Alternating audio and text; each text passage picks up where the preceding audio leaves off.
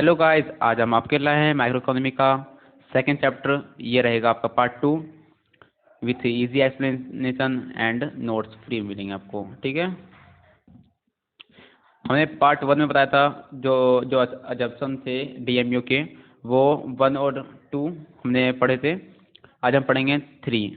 तो consumption of a reliable quantity, जो हम कंज्यूम कर रहे हैं उस चीज़ का कोई रीजनेबल क्वांटिटी होनी चाहिए। ये नहीं कि कोई एक छोटा सा हम लड्डू खा रहे हैं, जैसे हम लड्डू खा रहे हैं एग्जाम्पल में, तो ये नहीं हो कि छोटा लड्डू खाएं या बहुत बड़ा लड्डू खाएं, उसकी एक रीजनेबल क्वांटिटी होनी चाहिए, छोटा मीडियम। ठीक है, क्या लिखा है? It is assume that reasonable quantity of a commodity is consume. ठीक है, फोर्थ क्या है? कंटिन्यू कंजप्शन, मतलब कि हमें लगातार उस चीज़ को खाना चाहिए। जैसे कि हम अगर वो मिठाई खा रहे हैं कोई, तो उसे एकदम मतलब लगातार खाना चाहिए। ये नहीं कि आज खाया फिर उसके कल खाया फिर 1 साल बाद खाया 2 साल बाद खाया, ऐसा नहीं चलता। इसमें कंटिन्यू होनी चाहिए एक ही टाइम पे। ठीक है, इसलिए ऐसा तभी ये डीएमयू काम करता है। और फोर्थ है नो चेंज इन क्वालिटी। अब क्वालिटी कैसे हमें डिटरमाइन करता है डीएमयू में? मान लो अगर हम यही मिठाई का एग्जांपल लेते हैं, अगर मान लो कि हम ऐसे बहुत चीप सा बहुत बेकार सा कोई लड्डू खा रहे हैं, उसमें सेटिस्फेक्शन कम मिलेगा। और उसके बाद एकदम शाही एकदम मस्त खा रहे देसी घी वाला, तो उसमें सेटिस्फेक्शन ज़्यादा मिलेगा। इसमें डीएमयू लग रहा है? कहीं नहीं लग रहा। तो इसमें भी फिक्स होना चाहिए, यूनिफॉर्म होना चाहिए। ठीक है, और 6 है रैशनल कंज्यूमर होना चाहिए। जो कंज्यूम कर रहा है गुड्स और सर्विस को, वो रैशनल होना चाहिए। रैशनल मीन्स समझदार या बताने लायक होना चाहिए। ठीक है, वो कंपेयर कर सके, वो यूटिलिटी को जैसे अलग अलग कम्युनिटी को कंपेयर कर सके, कि कितना किसमें यूटिलिटी हमें मिल रहा है, कितना सेटिस्फैक्शन हमें मिल रहा है। ठीक है, क्या लिखा है? The consumer is assumed to be rational. A consumer compares the utility of different community and aim at maximize total satisfaction। ठीक है, 7 है fix income and price. It is assume that income of the consumer and price of the given remain constant.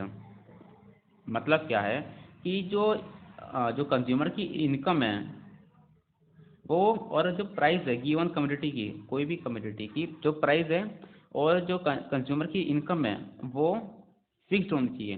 ये नहीं कि बदल जाए। अगर income ऐसे हमारा कम या बढ़ता रहेगा तो इसमें डीएमयू काम नहीं करेगा। क्या लिखा है, पढ़ते हैं। It is assume that income of the consumer and price of the given remains constant. ठीक है, हमने पार्ट 1 में पढ़ा था कंज्यूमर इक्विलिब्रियम क्या होता है। ठीक है, अब पार्ट 2 में हम पढ़ रहे हैं कंज्यूमर इक्विलिब्रियम के 2 डिफरेंट सिचुएशन। पहला होता है सिंगल कम्युनिटी अप्रोच, दूसरा होता है 2 कम्युनिटी अप्रोच। ये 2 तरह के अप्रोच होते हैं। ठीक है, तो पहले हम पढ़ते हैं all the assumption of law of DMU are taken as a assumption of a consumer's equilibrium in case of single community. ठीक है,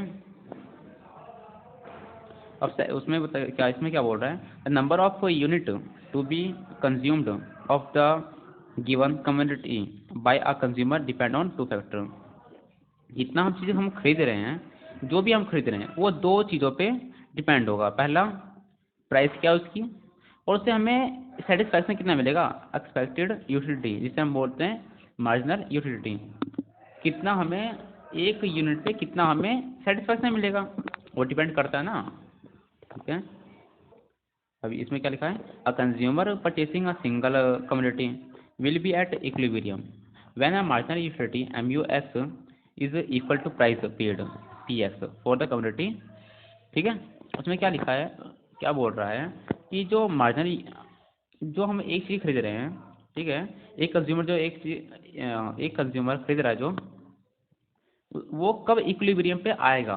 तो जब आएगा जब उसका मार्जिनल यूटिलिटी MUX वो PX जो प्राइस के बराबर हो। मतलब कि P=MU, मतलब कि जितना पैसा दे रहा है उतना हमें सेटिस्फैक्शन मिल रहा है एक्स की, और ये एक्स का। ठीक है, आई होप समझे हो, आई होप।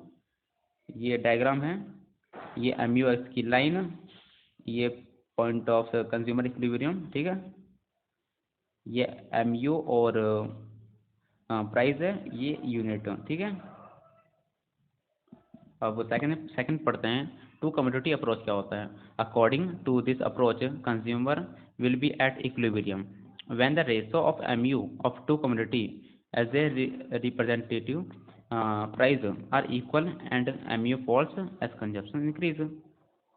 इसमें क्या बोल रहा है, वो अब टू कम्युनिटी बात हो रही है, तो अब वो कब इक्विलिब्रियम पे आएगा, ये भी बात है। तो इसमें कब आएगी, जब आएगा जब एमयू दोनों कम्युनिटी की जो एमयू है सेटिस्फैक्शन, मतलब आप एमयू को सेटिस्फैक्शन मान सकते हैं, ठीक है। दो कम्युनिटी की जो एमयू है वो और उसके जो प्राइस है वो इक्वल हो, तो टू कम्युनिटी का कंज्यूमर इक्विलिब्रियम बनेगा, ठीक है। ये हमारा फॉर्मूला है एम यू एक्स अपन में P x, M U y upon में पी वाई, ये बीच में, ठीक है। इसके बारे में पढ़ते हैं, नीचे क्या लिखा है, they are two necessary condition to attend consumer equilibrium case of two community. इसका मतलब क्या है कि दो कम्युनिटी में कंज्यूमर इक्विलिब्रियम कब बनेगा, जब पहले क्या लिखा है, the ratio of marginal utility to price is a same is a case of both the goods. इसमें क्या बोला है, हमने अभी जो इसमें पढ़ा वो इसमें भी बोला गया है। इसमें बोला कि ये जो एम यू एक्स है दोनों कम्युनिटी के, और जो उसकी प्राइस भी है दोनों कम्युनिटी के, वो बहुत सेम होना चाहिए, ठीक है। और सेकंड क्या है, M U fall as consumption increase, मतलब कि अगर हम चीज़ों को ज़्यादा कंज्यूम करेंगे ज़्यादा से ज़्यादा, तो उसका जो एम यू है, उसका सेटिस्फैक्शन है कम हो रहा है। क्यों हो रहा है, क्योंकि इसमें डी एम यू लग रहा है। आई होप आप जानते हो डी एम यू क्या होता है, ठीक है। अब पढ़ते हैं एम आर एस,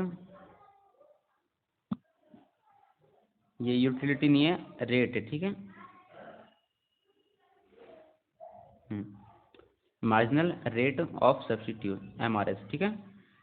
इसका मतलब समझते हैं, it refer to the rate at which the community can be substitute with each other so that total satisfaction of the consumer remain the same. इसमें क्या बोला गया है, एक दूसरे को कितना हम सब्सटीट्यूट कर सकते हैं, कितना हम उसको बदल सकते हैं कि जो हमारा जो सेटिस्फैक्शन है वो सेम रहे हैं, ठीक है। जैसे कि यहाँ 10 यूनिट ए का और 20 यूनिट बी का हम कंज्यूम कर रहे हैं। अब यहाँ 30 यूनिट कर दिया ए का और 12 यूनिट कर दिया बी का, तब भी जो हमारी सेटिस्फैक्शन है वो सेम मिल रही है। इसमें भी सेम मिल रही है, इसमें भी सेम मिल रही है, ठीक है। अब पढ़ते हैं ऑर्डिनल यूटिलिटी अप्रोच, और इसे इंडिफरेंस कर्व भी बोलते हैं, ठीक है। तो क्या होता है, a method of ranking the preference is known as ordinal utility approach where ordinal utility express in rank. मतलब ऑर्डिनल में हम ये सीखते हैं कि उसे रैंक देना, कोई इसका मॉनेटरी वैल्यू नहीं है इसका कोई, ठीक है। इसमें सिर्फ रैंक दे सकते हैं हम, ओके। अब इंडिफरेंस कर्व क्या होता है, पढ़ते हैं। Indifference curve refer to graphical representation of various alternative combination of bundle of two goods. जैसे ये हमारे यहाँ डायग्राम दे रखा है, इसमें क्या लिखा है कि दो जो गुड्स है उसकी ग्राफिकल रिप्रेजेंट कर रहा है, बस उतना ही है इंडिफरेंस कर्व। अब ये हमने पढ़ा इंडिफरेंस कर्व। अब पढ़ते हैं इंडिफरेंस मैप। अब इंडिफरेंस मैप क्या होता है, it refer to the family of indifference curve. ये इंडिफरेंस कर्व का एक फैमिली होता है that represent consumer's preference over all, सारा, ठीक है, all the bundles of two goods, दोनों गुड्स के कितने सारे उसके सेटिस्फैक्शन के वो बन सकते हैं, ठीक है, लाइन। तो ये है डायग्राम इंडिफरेंस मैप का। अब पढ़ते हैं बजट लाइन क्या होता है। Budget line is a graphical represent of all possible combination of two goods which can be purchased with given income and price such that the cost of each of these combination is equal to the money income of the consumer। इसका मतलब क्या है, budget line एक graphical represent करता है, वो भी दो गुड्स का, ठीक है। इसमें हम क्या बोलते हैं कि जो इनकम जितनी जितनी हमारी इनकम है वो उसके बराबर होती है, जिस जो भी चीज़ हम खरीद रहे हैं, जो चीज़ खरीद रहे हैं, दो गुड्स हम खरीद रहे हैं, उसके बराबर हमारी इनकम है, ठीक है, बराबर होना चाहिए, इससे बजट लाइन होती है। अब बजट सेट में जाते हैं, इसका ये कर्व है, ठीक है। अब बजट सेट क्या होता है पढ़ते हैं। Budget set is the set of all possible combination of a two goods which a consumer can afford given his income and price in the market. Price set budget set क्या होता है कि हम उसके कम भी खर्चा कर सकते हैं और उसके ज़्यादा भी, जैसे कि ज़्यादा नहीं, उसके बराबर। जितनी हमारी इनकम है, जितनी हमारी इनकम है सालाना, उसके हम कम भी खर्चा कर सकते हैं और उसके बराबर भी कर सकते हैं, ठीक है। अब आप एक क्वेश्चन बनता है, बजट सेट और बजट लाइन में फ़र्क क्या है। तो फ़र्क यही है कि बजट लाइन में हम बिल्कुल इक्वल खर्चा करते हैं, इनकम एंड ये जो भी हम खरीद रहे हैं प्राइस, जो भी है जिसकी प्राइस है, जो भी हम खरीद रहे हैं वो बराबर होना चाहिए। इसमें बजट सेट में क्या होता है, इनकम ज़्यादा हो सकती है जो भी चीज़ हम खरीद रहे हैं, और बराबर भी हो सकती है, ठीक है। और प्रॉपर्टी ऑफ बजट लाइन या बजट सेट की प्रॉपर्टी क्या होती है। पहला, budget line is a downward sloping, हमेशा ये डाउनवर्ड स्लोपिंग होती है, ऐसा बनता है, ठीक है। जो बजट, और सेकंड है budget line is a straight line, और जो बजट लाइन है वो स्ट्रेट लाइन भी हो सकती है, ठीक है। आई होप आपको ये समझ आया हो।